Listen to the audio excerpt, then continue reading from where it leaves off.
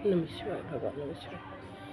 भगवान श्री कृष्ण कहते हैं 9वें अध्याय में, ईश्वर मुझको जानकर मेरे भगत सुजान, जपे मुझे निष्दिन सदा, मेरा करके ध्यान।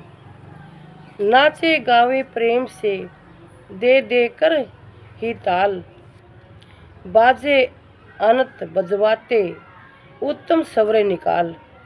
तन मन की सुधि त्यागी के होते मुझ में लीन, मैं रहता अर्जुन सदा उनके ही अधीन।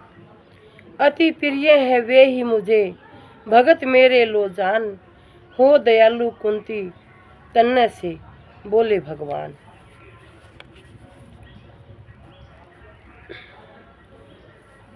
नौवें अध्याय में भगवान श्री कृष्ण क्या कहते हैं? 9वां अध्याय राजविद्या योग। भगवान श्री कृष्ण ने अर्जुन की शंका को निवारण करते हुए कहा कि हे अर्जुन, तू मेरे वचनों की निंदा नहीं करता तथा सत्य मानता है। इस कारण परम रहस्य में ज्ञान को समझाऊंगा, जिसे समझकर इस दुख रूपी संसार सागर से तुम मुक्त हो जाओगे। यह ज्ञान सभी विद्याओं में श्रेष्ठ एवं गोपनीयों में भी अति गुप्त तथा अत्यंत पवित्र, उत्तम प्रत्यक्ष फल देने वाला और धर्म युक्त है। इतना ही नहीं, यह साधन करने में सुगम और कभी नष्ट होने वाला नहीं है। हे परंतप, इस धर्म पर जिनकी श्रद्धा नहीं होती, वे पुरुष मेरे को प्राप्त न करते हुए मृत्यु रूप संसार के चक्कर में ही भटकते रहते हैं। मुझ ईश्वर से यह जगत सब प्रकार परिपूर्ण है। सब भूत मुझ में ही स्थित हैं, परंतु मैं उनमें स्थित नहीं हूँ। वे सब भूत मेरे में स्थित नहीं है, किंतु मेरी ईश्वरता के रहस्य को देखो कि भूतों का उत्पन्न करता मेरी आत्मा उन्हें धारण पोषण करती हुई भी नियत नहीं है। जिस भांति सर्वत्र विचरने वाला वायु संपूर्ण आकाश में व्याप रहा है, उसी भांति संपूर्ण भूत मेरे में है, ऐसे समझना चाहिए। हे कौन्ते, कल्प के अंत में सभी मेरे प्रकृति में लय होते हैं और कल्प के आदि में मैं उन्हें फिर सर्जन करता हूँ। मैं अपनी त्रिगुणात्मिका माया के आश्रय से गुण और स्वभावानुसार इस समस्त भूत समुदाय को बारंबार उत्पन्न करता हूँ। हे धनंजय, मैं कर्मों के संबंध में दृढ़ता से उदासीन और आसक्ति रहित हूँ। इसी कारण वे कर्म मुझे बंधन में नहीं डाल सकते। मेरी प्रकृति इस चराचर जगत को मुझ सर्वज्ञ के सकाश से रचना करती है और उपरोक्त कारण से ही यह संसार आवागमन में लगा रहता है। इस पर भी मूढ़ मनुष्य चराचर के स्वामी मेरे स्वरूप को यथावत न समझते हुए मुझे साधारण पुरुष ही मानकर अवज्ञा करते हैं। उन मनुष्यों की आज्ञा कर्म एवं ज्ञान व्यर्था है। अविवेकी लोग निशाचरों के समान मोहित करने वाले तमोगुणी स्वभाव को ही धारण किए हुए रहते हैं, जो कि विवेकी लोग देवी प्रकृति के आश्रित हैं।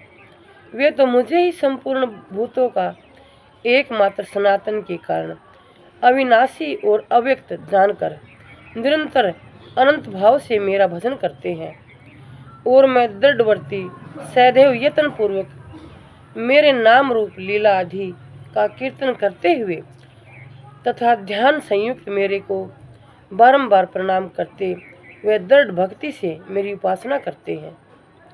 शांति ही जीवन संन्यास है, यानी शांति जीवन में सबसे बड़ा संन्यास है। इस बात का हम सबको ध्यान रहे। अपनी अंतरात्मा में, अंतर्मन में धैर्य, सहानुभूति और शांति बनाए रखें, ये हम सभी इंसानों का कर्तव्य बनता है। आत्मिक ज्ञान, ब्रह्मा ज्ञान। आत्मिक ज्ञान हमें ब्रह्मा के दर्शन करवाता है, भगवान गॉड के दर्शन करवाता है और उनसे जोड़ता है। ये हम सबको ध्यान रहे, ज्ञान में जरूर रहे।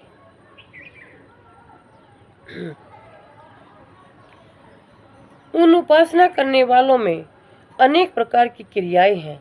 जैसे कोई तो ज्ञान से मुझे पूजते हैं, कोई एक भाव से, जो कुछ है सब ब्रह्मा ही है। कोई पर्थ कर्तव्य भाव, स्वामी सेवक भाव से मुझे अनेक रूप वाला विराट रूप समझकर बहुत प्रकार से पूजते हैं। इसमें मुख्य कारण यह है कि सर्वोत्तम कर्म मैं हूँ, समार्थ कर्म तथा पितरों के लिए किया जाने वाला यज्ञ मैं ही हूँ। औषधियाँ, मंत्र, घृत, अग्नि और हवन रूप क्रिया भी मैं ही हूँ।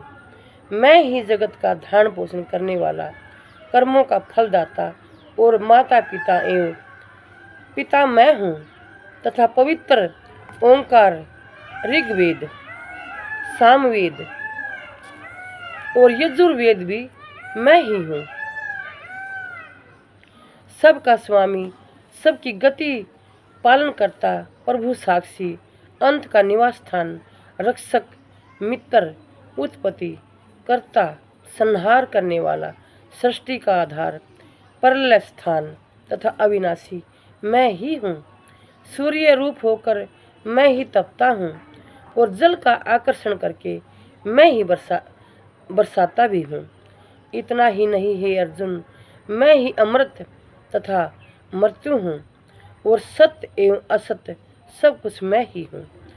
तीनों वेदों के ज्ञाता तथा सोमरस पान करने वाले और पापों से रहित जो मनुष्य यज्ञों के द्वारा मेरी पूजा कर स्वर्ग प्राप्ति के इच्छुक है, वे अपने सत्कर्मों के फल स्वरूप इंद्रलोक अर्थात दिव्य देव भोगों का भोग प्राप्त करते हैं। वह उसे विशाल स्वर्ग लोक के पूर्णतया भोगों को भोग कर पुण्य अक्षीण होते ही पुण्य मृत्यु लोक में आ जाते हैं। इस प्रकार तीनों वेदों में निर्णित सकाम कर्मों के शरण हुए नाना प्रकार के भोगों की इच्छा रखने वाले मनुष्य आवागमन के चक्कर में घूमते रहते हैं। जो मेरे भगत अनन्य भाव से मेरे में स्थिति रखते हुए मुझ परमात्मा का तैल धारावत निरंतर चिंतन करते हुए निष्काम भावना से भजन करते हैं, उन एक ही भावना वाले महापुरुषों का योग संक्षेम में संयम करा देता हूँ। अर्थात जो वस्तु उन्हें प्राप्त नहीं होती वह प्राप्त करा देता हूँ और प्राप्त की हुई वस्तु की रक्षा करता हूँ।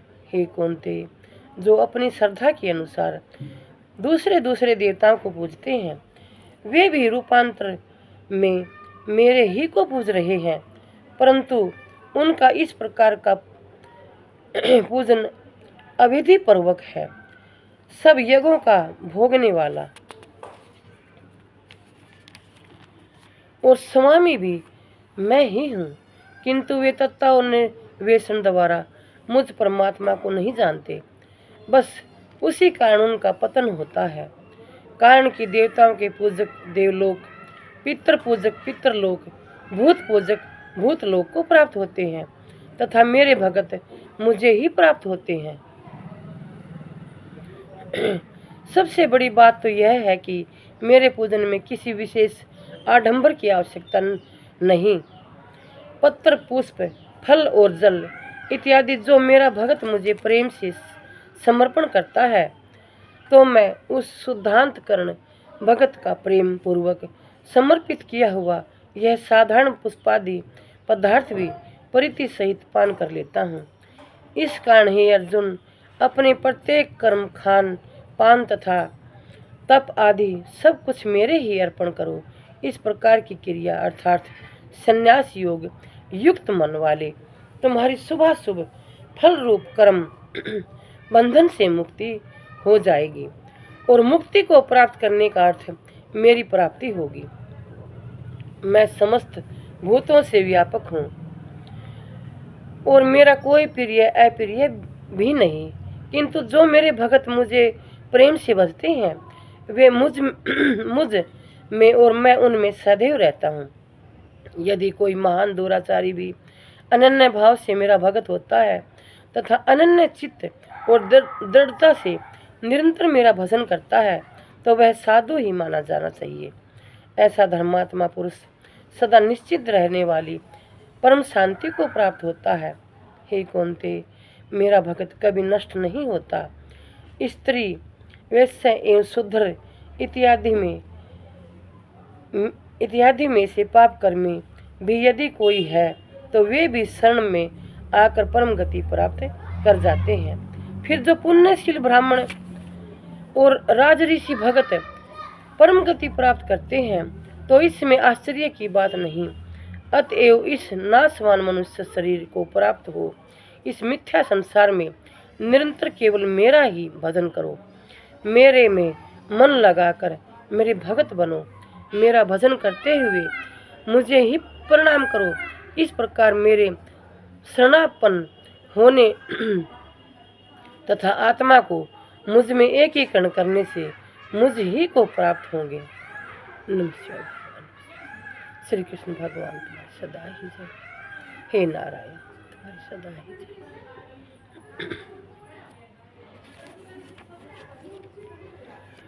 अथ 9 अध्याय का महात्म्य।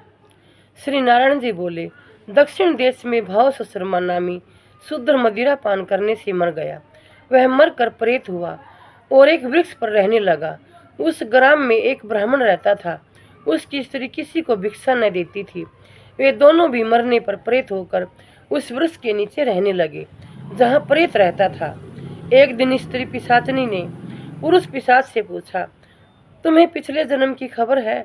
पिशाच ने कहा, मैं पिछले जन्म में ब्राह्मण था। पिशाचनी ने कहा, तूने पिछले जन्म में क्या साधना करी जिससे तुझे पिछले जन्म की खबर रही? पिशाच ने कहा, मैंने पिछले जन्म में कोई पुण्य नहीं किया। गीता के 9वें अध्याय के 3 श्लोक श्रवण किए थे।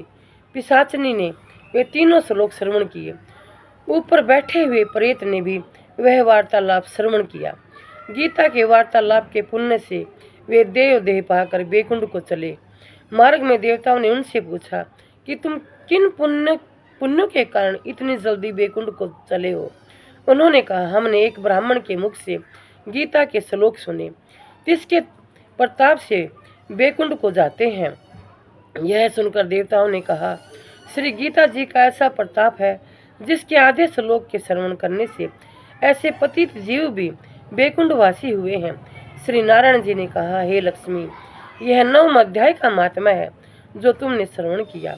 इति श्री पद्म पुराणे सती ईश्वर संवादे उत्तराखंडे गीता महात्म्य नवमो अध्याय संपूर्ण। भगवान श्री कृष्ण तुम्हारी सदा ही जय। नमस्कार।